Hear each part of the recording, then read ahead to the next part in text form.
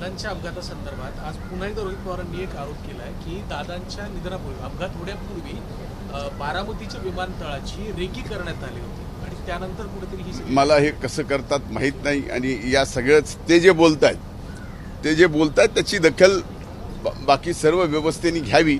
आता याच्या पलीकडे काय बोलू शकत नाही. रोहित पवार आहे का तथ्य आहे का एवढे मुद्दे ते मांडतात? या सगळ्या गोष्टीमध्ये ते जे मांडतायत किंवा इतर जे मांडत नाही, आता जे इतर आहेत जे मांडत नाहीत त्यांना अनुभव जास्त आहे. म्हणजे काल उठून या ठिकाणी या विषयावरती मांडतायत, जे परवा दिवशी दादांच्या बाबतीत काहीतरी वेगळं बोलत होते.